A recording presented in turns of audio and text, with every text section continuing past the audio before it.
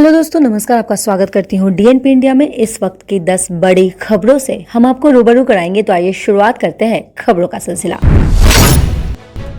केंद्रीय गृह मंत्री अमित शाह शनिवार को मेघालय के लिए रवाना हो रहे हैं। उनका ये दौरा 2 दिनों का है। इस दौरान उनके साथ अन्य केंद्रीय विज्ञान और प्रौद्योगिकी और अंतरिक्ष मंत्री जितेंद्र और पूर्वोत्तर क्षेत्र विकास मंत्री जी किशन रेड्डी भी होंगे। दरअसल ये दौरा इसी महीने 17 तारीख को होना था, लेकिन कोरोना के कारण इसे स्थगित कर दिया गया था। विपक्ष किस तरह संसद में अपने दायित्वों के निर्वहन के प्रति गंभीर नहीं और विरोध के नाम पर हंगामा करने में अतिरिक्त दिलचस्पी दिखा रहा है, इसका प्रमाण है राज्यसभा में तृणमूल कांग्रेस के सदस्य शांतनु सेन की ओर से आईटी मंत्री अश्वनी वैष्णव के हाथ में कागज छीनकर फाड़ देना। ये हर लिहाज से एक घटिया हरकत है। सबसे खराब बात ये रही कि ये ओछी हरकत उच्च सदन में हुई। इस हरकत से ये धारणा ही ध्वस्त हुई कि निचली सदन यानी लोकसभा की अपेक्षा राज्यसभा में कहीं अधिक धीर गंभीर चर्चा होती है। ये अफसोस की बात है कि अब दोनों सदनों के कामकाज में अंतर करना कठिन हो रहा है।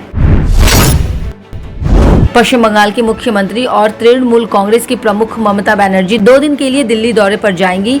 उन्होंने बताया है कि उन्हें राष्ट्रपति और प्रधानमंत्री से मुलाकात का वक्त मिल गया है, वो उनसे मुलाकात करेंगी। ममता बनर्जी ने कहा है कि कई अन्य नेताओं ने भी मुलाकात की मंशा जताई है, वो उनसे भी मुलाकात का प्रयास करेंगी। टीएमसी प्रमुख ने आरोप लगाया है कि केंद्र के तीसरी कोविड लहर को लेकर कोई विचार विमर्श नहीं किया है।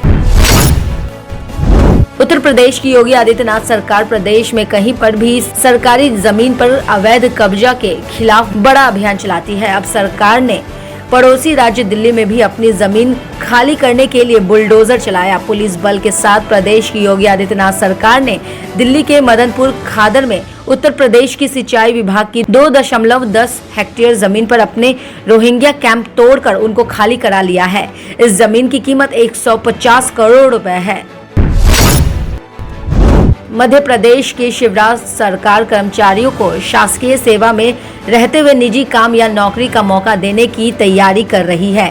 इसके तहत कर्मचारी अधिकतम 5 साल की लंबी छुट्टी लेकर कोई भी काम कर सकेंगे। इस अवधि में उन्हें आधा वेतन भी मिलता रहेगा। इस व्यवस्था में उनकी वरिष्ठता प्रभावित नहीं होगी। ये कवायद सरकार का खर्च कुछ कम करने के लिए किया जा रहा है। अभी सरकार करीब 60,000 करोड़ रुपए सालाना वेतन भत्तों पर खर्च कर रही है। हालांकि शिक्षक, doctor, para medical staff, police के साथ ऐसे कई विभागों में कर्मचारी इसके दायरे में नहीं आएंगे जिनकी सेवाएं आवश्यक होती है। जम्मू कश्मीर में 15 अगस्त से पहले आतंकवादी हमलों की साजिश रच रहे पाकिस्तान की तमाम साजिशों को नाकाम बनाते हुए जम्मू कश्मीर पुलिस ने देर रात कानाचक सेक्टर में सीमांचल इलाके जूड़ा पट्टन में आईडी धमाका करने आए एक पाकिस्तानी हेक्साकॉप्टर ड्रोन को मार गिराया। इस पाकिस्तानी ड्रोन में 5 किलो आईडी बंधी हुई थी। पुलिस ने ड्रोन और उसके साथ बंधी हुई आईडी को बरामद कर लिया है। आसपास के इलाके में पुलिस और सुरक्षा बलों की मदद से सर्च ऑपरेशन भी चलाया जा रहा है।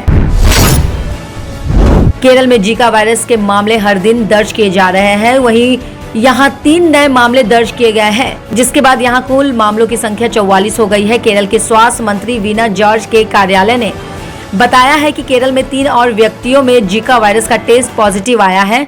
राज्य में जीका वायरस के कुल मामलों की संख्या 44 है। देश के कई राज्यों में इस वक्त भारी बारिश के चलते समस्या पैदा हो गई है। घरों में पानी घुस गया है। महाराष्ट्र के 6 से ज्यादा जिलों में बारिश के चलते तबाही मच गई है। वहीं दिल्ली के साथ उत्तर भारत में बीते कई दिनों से हुई बारिश के चलते मौसम सामान्य बना हुआ है। मौसम पूर्वानुमान जारी करने वाले निजी एजेंसी स्काईमेट ने अगले कुछ दिनों में देश के कई हिस्सों में भारी बारिश की चेतावनी दी है। विशेष तौर पर बिहार के कई जिलों में 26 से 29 जुलाई तक रेड अलर्ट जारी किया गया है। वेस्ट इंडीज और ऑस्ट्रेलिया के बीच गुरुवार को बारबाडोस में दूसरा वनडे मैच कोविड-19 के पॉजिटिव मामले के चलते निलंबित कर दिया गया। इस मामले की पुष्टि पहली गेंद फेंके जाने के ठीक कुछ मिनट पहले हुई।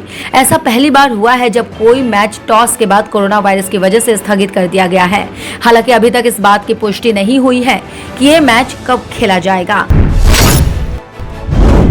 बॉलीवुड फिल्म इंडस्ट्री की जानी मानी एक्ट्रेस शिल्पा शेट्टी के पति और बिजनेसमैन राज कुंद्रा इस वक्त मुंबई पुलिस क्राइम ब्रांच के हिरासत में हैं। राज पर अश्लील फिल्में बनाने और ऐप के जरिए अपलोड करने का आरोप है। राज की गिरफ्तारी के बाद कई स्टार्स सामने आए हैं और अपना पक्ष रखा। कई राज के सपोर्ट में खड़े दिखे तो कई उनके खिलाफ। वहीं इन सबके बीच शिल्पा शेट्टी अब तक चुप्पी साधे हुए थी, लेकिन अब पति की गिरफ्तारी के बाद पहली बार शिल्पा ने अपने इंस्टाग्राम पर एक पोस्ट साझा किया है। उनका ये पोस्ट बहुत कुछ कहता है। खबरों की और जानकारी के लिए देखते रहिए DNP इंडिया। तब तक के लिए नमस्कार।